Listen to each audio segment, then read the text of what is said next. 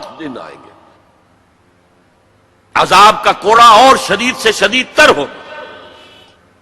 اس کو یوں سمجھیے کہ وہ جو حدیث جس سے میں نے بات شروع کی تھی، حزم النعل بالنعل، تو باقی سارے عذاب تو کاربن کاپی ثابت ہو گئے، ادھر ایشورینز، ادھر کروسیڈرز، ادھر نیبوکڈنیزر، ادھر تاتاریز، ادھر گریکس اینڈ رومنز، ادھر بقیہ ویسٹرن اینڈ سینٹرل یورپ۔ یہ تو صاف صاف نظر آ گیا جو پچھلی صدی میں ہوا یہودیوں کے ساتھ۔ 6 million of them decimated، ختم کیے گئے ہٹلر کے ہاتھوں۔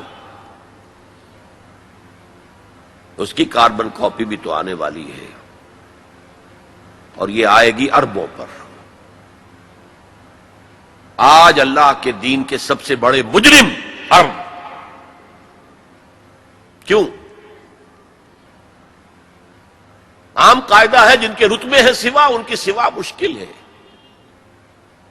حضور کے ازواج سے کہا گیا کہ نہیں، اگر تم کوئی غلط حرکت کرو گی دوہری سزا ملے گی تمہیں، تمہارا رتبہ بہت اونچا ہے، تم نبی کے گھر میں آباد ہو۔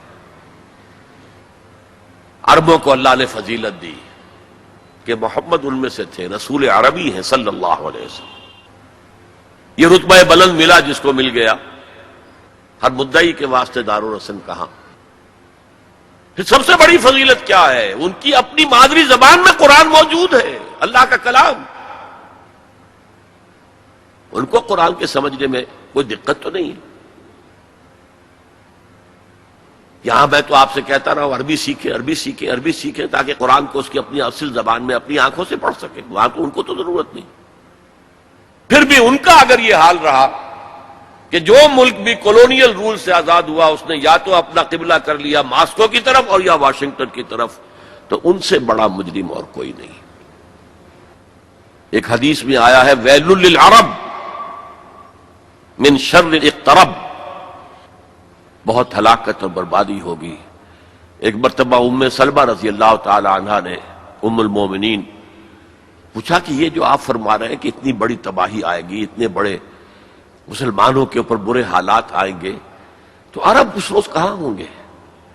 فرمایا العرب یومئذ قلیل، بہت کم رہ جائیں گے، بہت بڑی تباہی آنے والی۔ اور اس کا نقطہ آغاز کیا ہوگا؟ ویسے تو ہے جو کچھ ہو رہا ہے فلسطین میں، اسے وہ 30 کروڑ عرب بھی دیکھ رہے ہیں، اور باقی 100 کروڑ مسلمان باقی بھی دیکھ رہے ہیں۔ ٹک ٹک دیدم دم نکشیدم، وہ آئی سی جو ہے وہ بھی زیادہ آئی سی بن کر رہ گئی اور کچھ نہیں۔ کوئی کسی طرف سے احتجاج تک نہیں ہے۔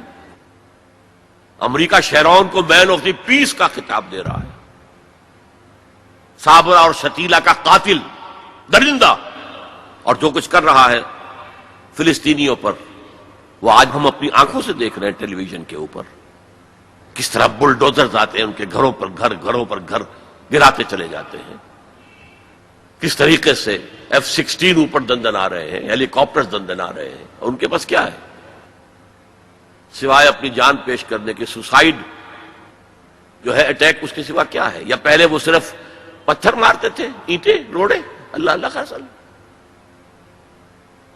تو یہ ضربت علیہم الذلۃ والمسکنۃ وباؤوا بغضب من اللہ تو پہلے ہی ہو چکا ہے۔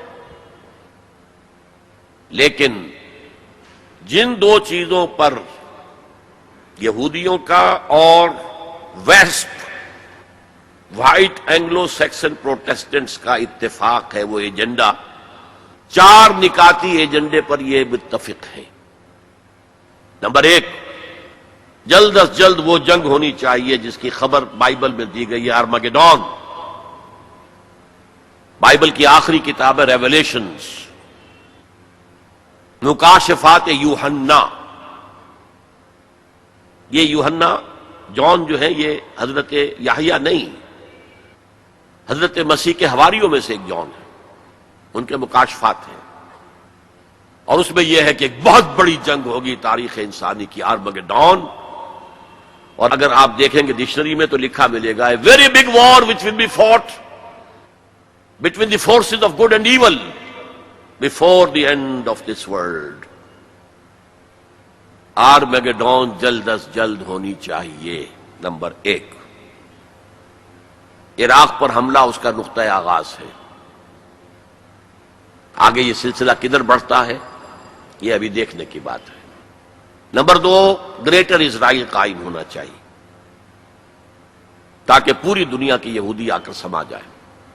ابھی تو اس چھوٹے سے اسرائیل میں تو ساری دنیا کی یہودی تو نہیں آ سکتی.